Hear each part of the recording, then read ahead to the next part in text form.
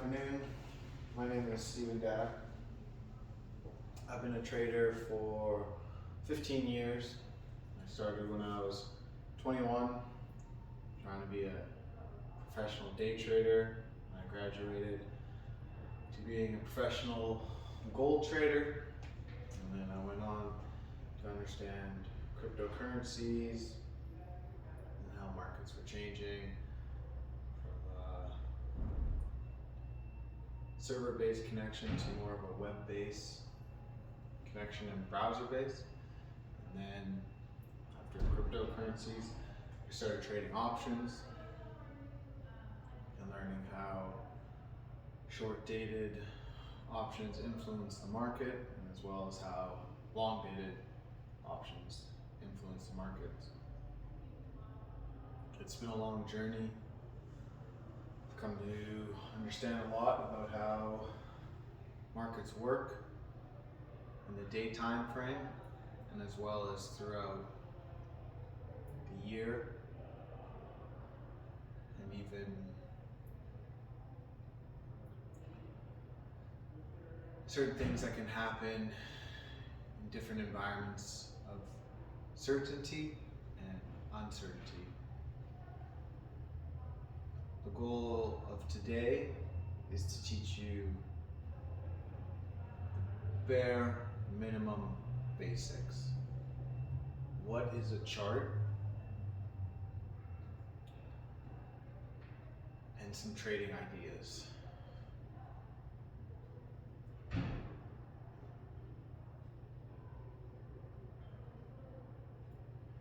can answer a lot of your questions. We could talk for hours. But today's class is about the basics. The x-axis of a chart and the y-axis and the data that goes into that.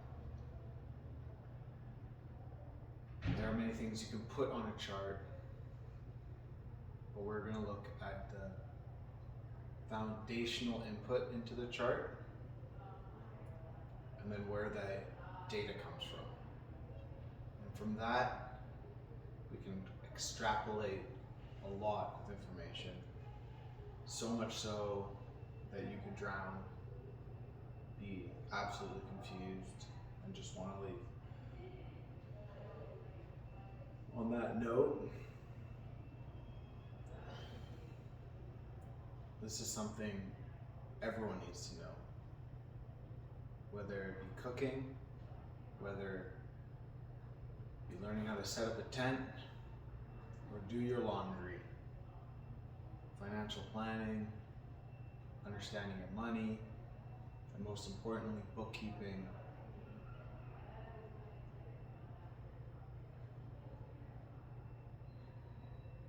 All this revolves around trade. You have something I need, and I have some sort of value that you deem appropriate.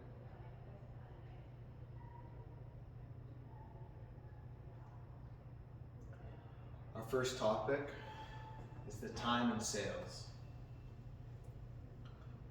When you and I transact, you have what I need, I pay you for it, there is a receipt that is produced, and that receipt has information on it, a timestamp, a price, and a quantity. So within a marketplace, there are bidders on one side, and there are offers on the other side. And on the bids, you will have different prices where people are bidding. So what is a bid? Bid is a purchase.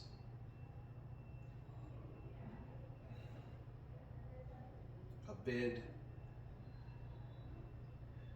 is I will buy this at this price. It's an advertisement saying I will buy, I will purchase at this price. And often, if you are bidder, you are looking for a low price. So on one side, you'll have bids, and they usually go down. So, for example, if we use a $20 bid, the bid below it may be $19. And the bids in between 20 and 19 could be 50 cents, 25 cents, 75 cents. They could be 19.01, and they ascend downwards. So you'll have a $20 bid, 19, 18, all the way down. Maybe someone wants it for free, a zero bid. So those are the bids. And so what can happen is if I have something to sell, I can sell it to that bidder at 20. And if someone beats me to that guy at 20 and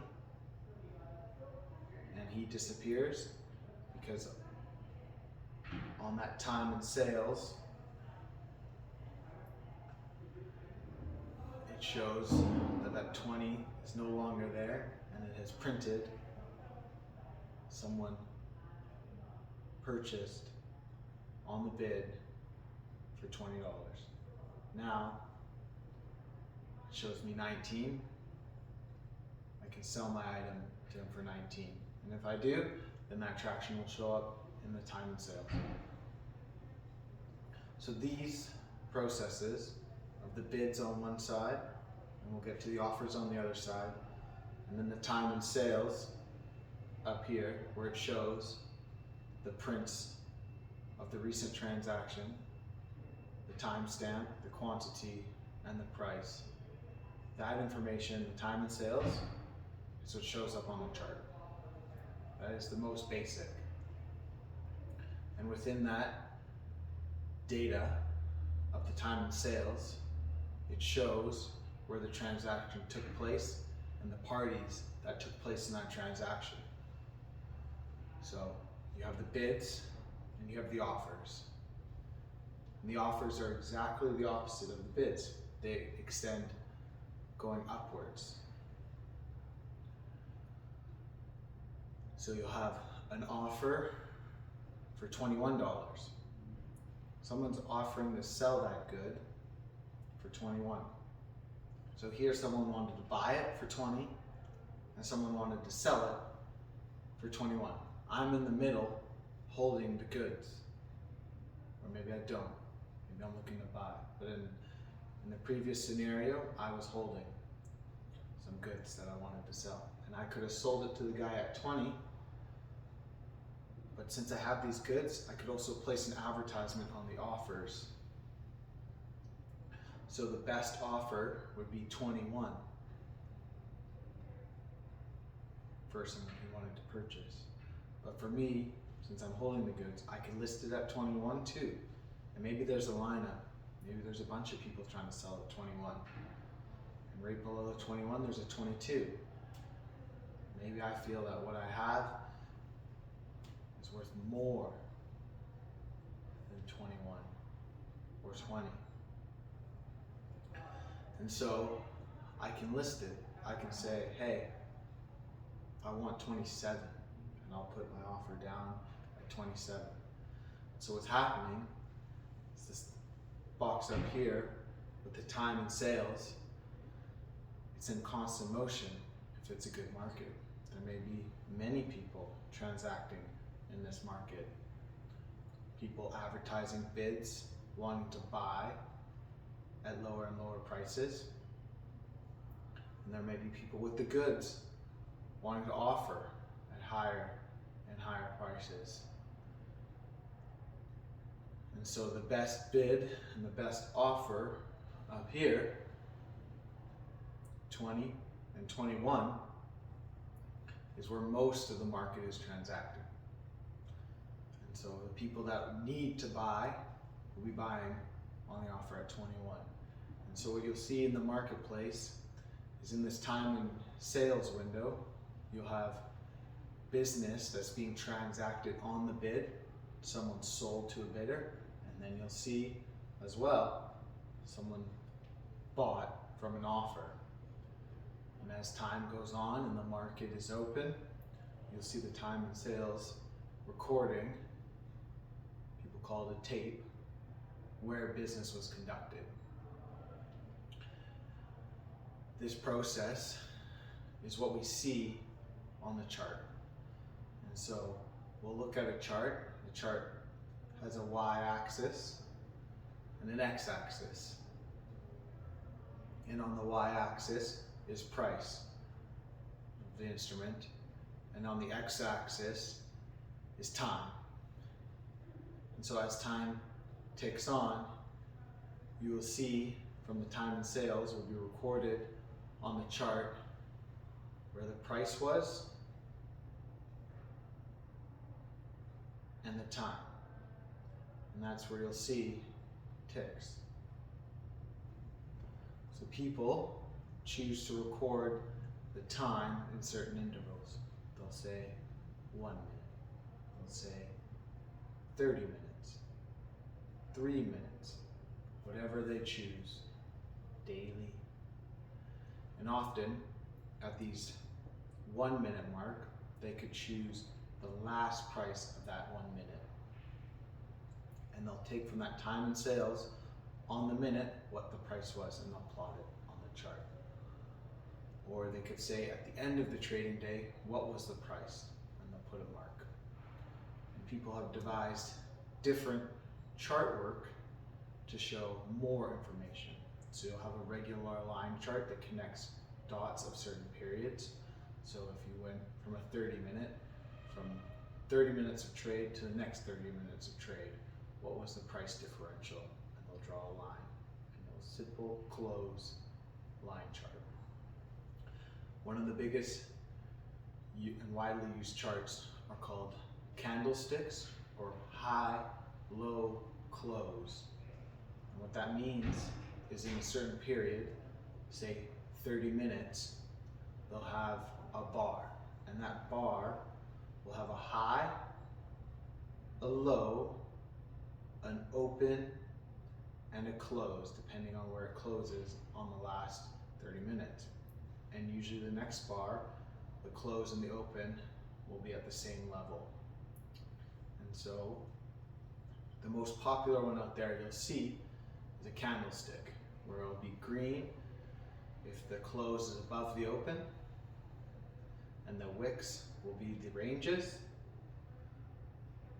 And if it's red, it means that the close is below the open. And so this bar chart gives you a little bit more information as it shows you the range of trade in that 30 minutes. And so this chart shows the auction process, the buyers and the sellers. And that brings us to our first idea of trade. It's called the auction process. So an auction is people have goods to sell and they want to sell it. And they sell it to the highest bidder. And so if we were looking at that level 2 window, I hadn't just told you the name of it, but when you have the bids descending downwards and the offers are getting higher but descending downwards as well, and you have the best bid and the best offer, this is called a level 2. And it's an auction. And you'll see, depending upon the group of participants that are within this auction process, they're either buying on the offer and creating an auction process in the tape where the stock is going up. And that would be saying you would see buying on the offer. They'd be buying 21s, 21s, 21s, 21s. And you'd see on the tape that 20 people are buying at 21, 21. And they're buying on the offer. And then all of a sudden there's no more for sale at 21. So now people start buying 22s, 22s, 22s. And then 23s, 23s. And what the bids start doing is people now are starting to bid at 21, 22, 23. And the offers and the market has moved. And the auction process is an idea that an instrument will get to its most unfair price, where there's the last possible buyer. And then at that point, it starts the reverse auction. Now people start selling on the bid. So say the auction got up to 27, and that was where my offer was, and I sold the high. Yippee. Someone bought it from me. And now I'm looking to bid. So maybe I really, well, it was trading at 20 earlier, so maybe I throw in a bid at 20, and we watch the market. And maybe some people are now selling at 26, 26, 26. 26s are selling, the offer is 27, the bid is 26, and now we're seeing on that tape, the time in sales, that people are selling on the bid, and the bids are showing. And now it's starting to be a down auction. So now it goes down to 20, 26 is all gone. You can't sell at 26 anymore on the bid.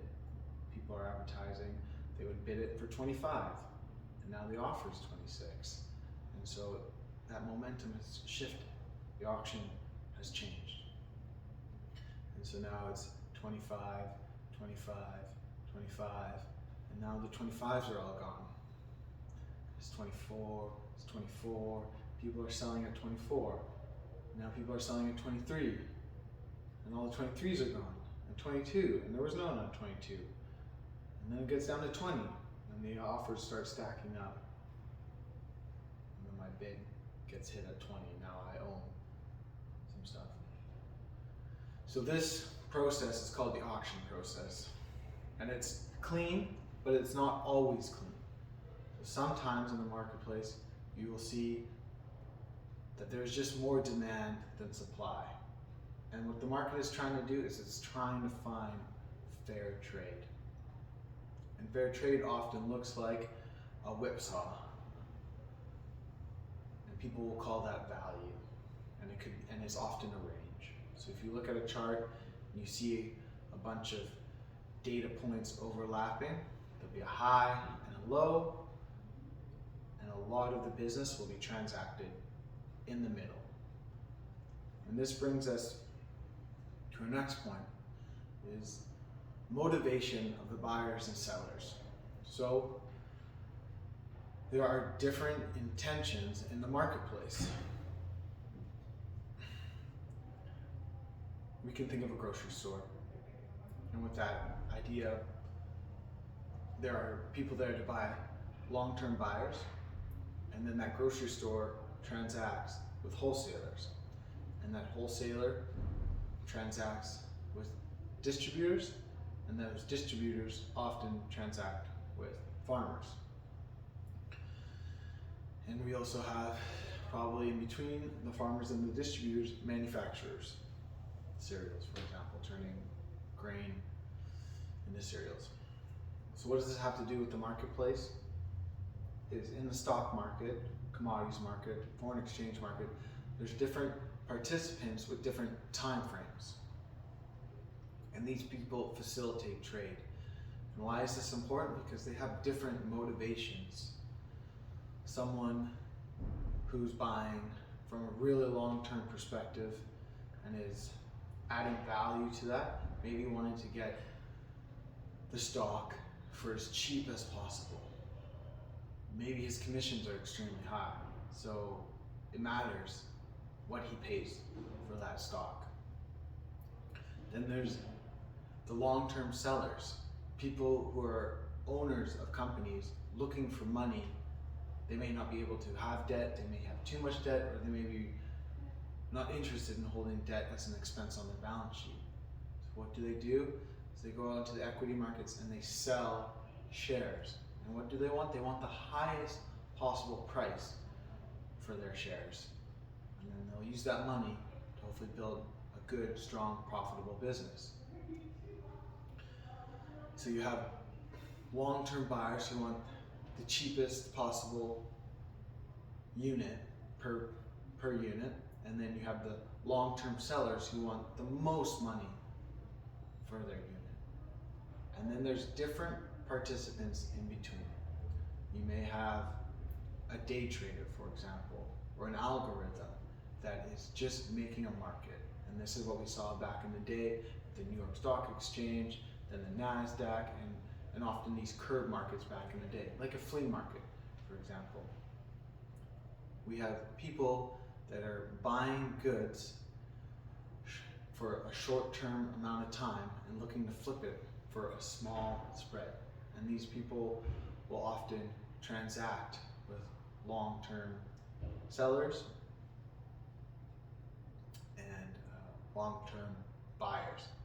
And what they do is they provide value by providing liquidity. And then you'll also have a scalper, or someone who is not making a market but is speculating. And beyond that, you'll have broker-dealers, you'll have brokerages, you'll have long-term speculators. There are about 5 different major time frames in the market, and each one has a certain ideology behind it and a certain way to make money. So in the marketplace, the long-term sellers of equity give up some profits to make the market happen, and as well as the long-term buyers of equities give up a little bit of profit to support the market. And these two people are rewarded down the road in time.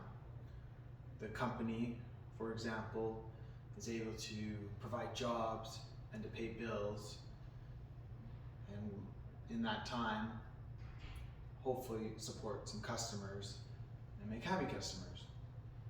And then in time, those happy customers and the growth of the business would be reflected in the stock price, and the long-term holders of equity should be provided with at least a couple points above the risk-free rate. And so these two parties, in the long run and short run, make some money, but they lose a little bit in the marketplace on their transactions to facilitate that market. And then that value in the marketplace is spread around through different participants. And these participants are voters, per se, you could look at that, and they deem what the company is doing to be the right thing or the wrong thing, and they vote with their money. And then the other side of the camp is the long-term investors that purchase that. They're looking for a rate of return above the risk-free rate, and they vote as well. And so they may say, the risk-free rate is this right now. Well, I need this kind of return to justify giving you this money. And so that two scenarios brings in a ton of speculators, people that have opinions and ideas. And depending on where those people sit and the majority rules, rewards certain people and takes money from other people. And these short-term participants have like camps that they sit in, ideologies that they use, and risk management that they use. So this encompasses the first lesson of trading ideas and stock charts. We have the stock chart, the y-axis and the x-axis, and points of price. We have the bids and the offers that are the advertisement of the market. We have the record, the time in sales, and this time in sales is influencing the chart data. And then we have the different participants that make up that chart data. And from this is the very beginning of the world economy, but also your own personal financial endeavors.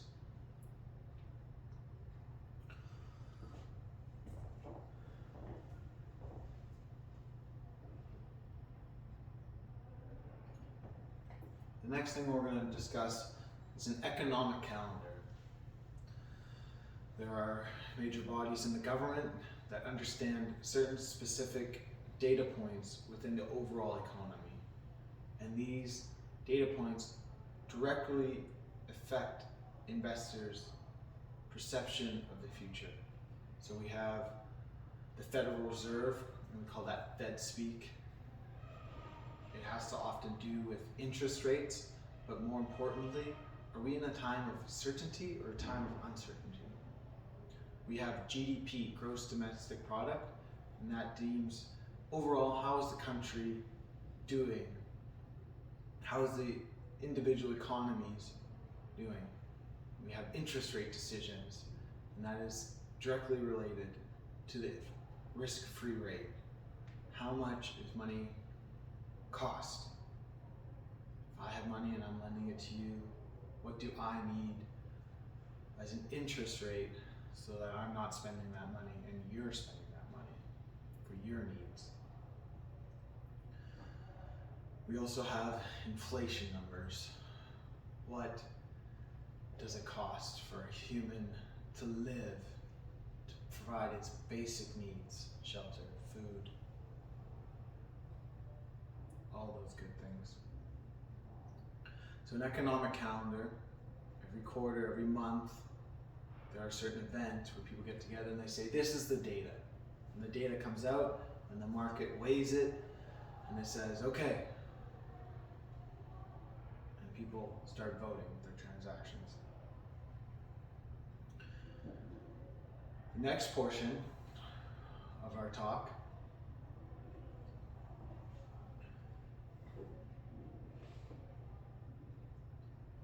so we have indexes. So an index would be a bunch of stocks together. We have the Dow Jones, and the classic ones, it's the industrial average. So it has to do with metals and mining, it has to do with manufacturing. We have the NASDAQ, which is predominantly tech. And we have the S&P 500, which is the 500 largest companies by market cap in America. And these indexes are a conglomerate of equities, usually equally weighted, and they show how the market has performed overall. And you can go to different countries and different markets, and they'll have indexes based. There'll be the English market, England. There'll be the German market. There'll be the European market. There'll be the South American market. There'll be the Canadian market, the Australian market. And all these countries will have their own specific indexes. Some quite large, the American markets are massive, and some are even private. Sometimes China is hard to access. Sometimes India is hard to access. Sometimes Russia is hard to access. It just depends on the trade and what the governments are deciding to do. And if your platform even has access to it, you could be in one country that has access to certain markets and another country that doesn't. You might be even offshore. It's a massive topic, but you might have access to there, but there might be specific tax regulations, and there could also be liquidity issues or liquidity risks. And so these indexes will be a basket of securities. The next is within those indexes, we'll have often on a side ETFs, exchange traded funds. And these funds will be a little bit more specific.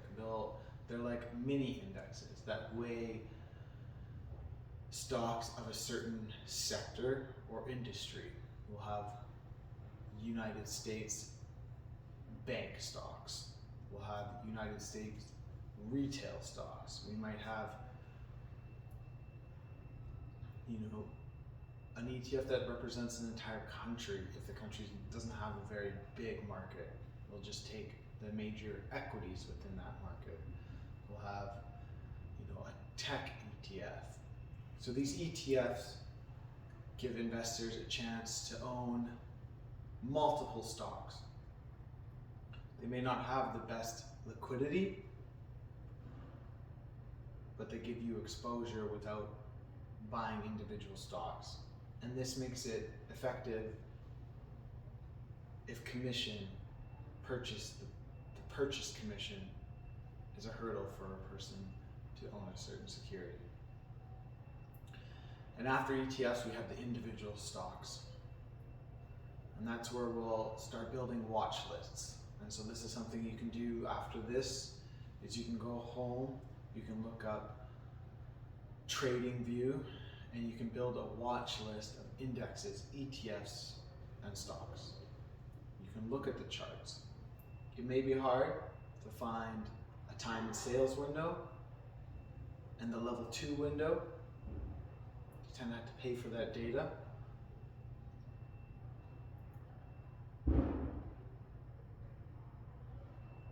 On that note, data can be expensive.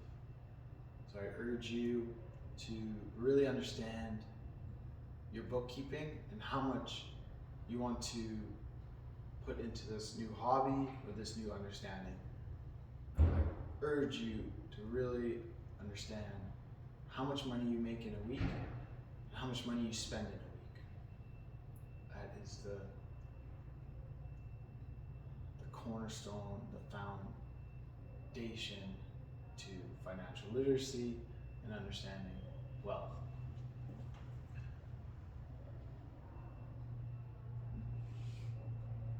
Within a chart, there's so much other information you can extrapolate from a chart. One of the examples is volume. You should know at a certain price or at a certain time how much was transacted at that price. The other must-knows relative volume. What is the volatility? What is the average range of that instrument? So one of the most important factors in a chart or trading is volume, how much business was done today or in this minute relative to past minutes, past days. Another one is the range that the instrument trades in. Was it 21 to 26, which is $5? And if today the range is $5 and tomorrow the range is $15 and the volume is 3 times or 4 times as much, it means there's something going on. So we can go back to this auction process idea where when things are in value and they're transacting back and forth, when something changes, like in an economic calendar or an event, something drastic happens that people didn't foresee, people come in and they make their judgment calls on what they believe that event means and what the future may hold. And in that idea, the ranges that did exist may no longer exist. People will explore above and below them. And sometimes when there's one-sided action where we have too many participants that have the same ideas, that's when we get trends. And sometimes trends are down, and sometimes trends are up. And it's just people looking for volume.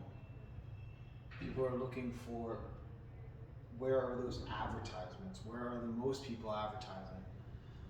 So there's a marketplace every day, people buying and selling, but there are motivations that aren't in the market. Imagine they're like a grocery store. And so just because there are people in the grocery store wanting to buy food doesn't mean that there aren't households all around that grocery store who are eating food and have ideas of their needs of food.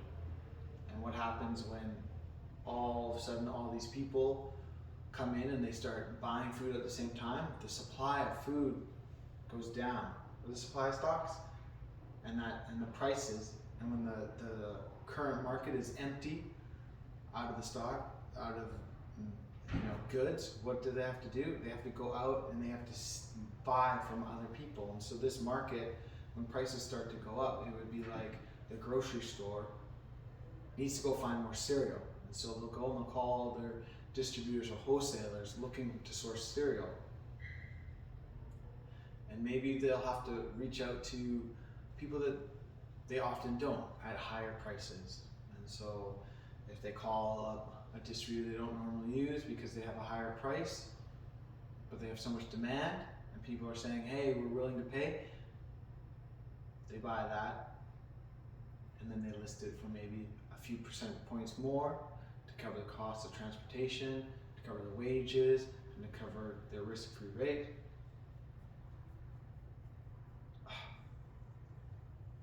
And so the grocery store sells it, and just like the market's looking for more supply, and it often has to attract it by higher prices. And then there could be the other one.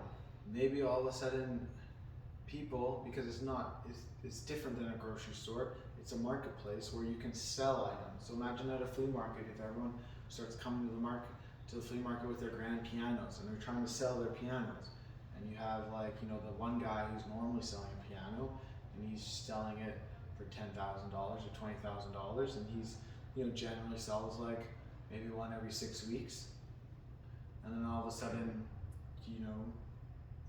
two other people show up at that flea market and they got grand pianos. And now the guy's like, oh man, am I going to be able to sell my $10,000 piano? And then what happens is these two people set up shop right next and they're selling. Now there's 3 pianos in this flea market. It normally sells one every 6 weeks. Now we got 3 guys selling 3 grand pianos, and they're each trying to charge $10,000. And now a buyer comes in who's, oh, I can buy a grand piano here.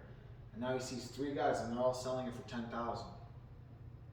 Well, who's he gonna pick? The better piano, right?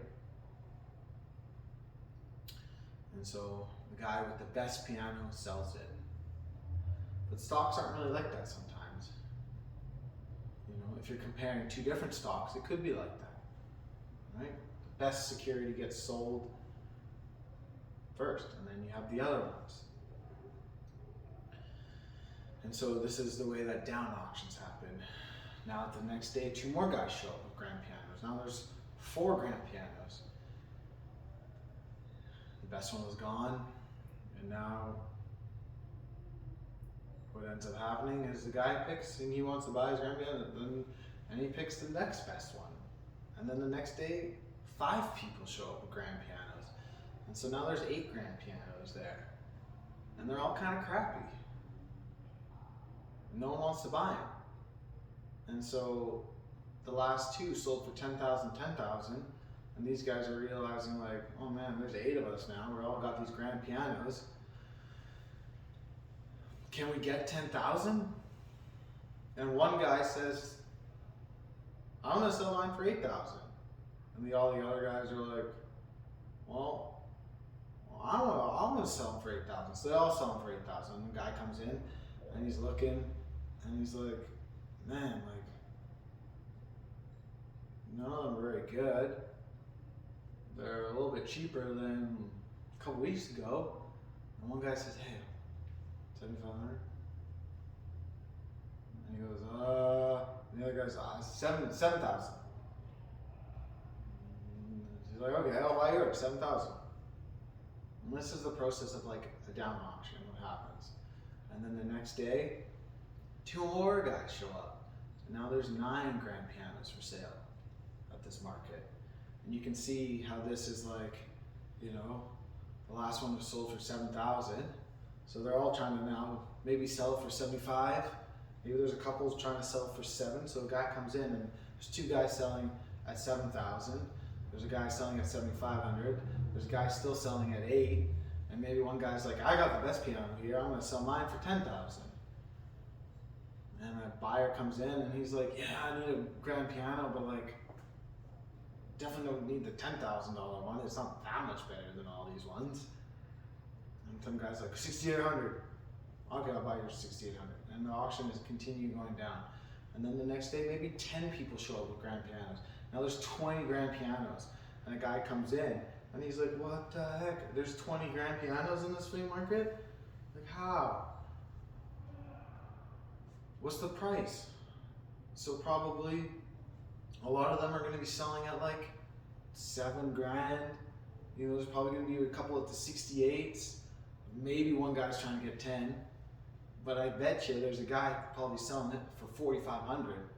And you're definitely going to see, you know, maybe a couple people start coming in like, heck man, grand pianos like last week were 10,000. Now you can get one for maybe 5,800, 5,500, and there's tons of them. So what does it do? Maybe a long-term buyer comes in and he's like, what's going on here? Like, I'm selling pianos over in Timbuktu, and like I'm getting 10,000. Why is this market over here like so arbitrary? And so he's like, man, if I buy this piano for 5,500 bucks, he's like, I can transport it over to my market for 2,000. So I'm in it for 7 grand, 7,500 maybe. And I can even sell it for 10. And so you get this guy, and he's coming in and he's slowly bidding for these because he'll make 2,500 a pop. He's got the risk of getting that grand piano all the way to his market, and that's the way that maybe that extra supply gets out. And so this down market and up market are just the mechanics of the different number of people selling the security, the number of people buying. But you can get these price fluctuations, and maybe that glut in the market returns, and we go back up to the mean. And this brings us to another trading idea: is markets, people believe, revert to a mean, and some people believe markets explore price. And so these two ideas have risk management associated with them.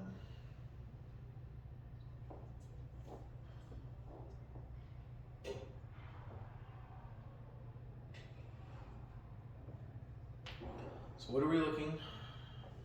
The biggest thing is catalysts, change. Something happens today in this moment. News happens. Is it a catalyst? Can we trade from it? And so this catalyst word that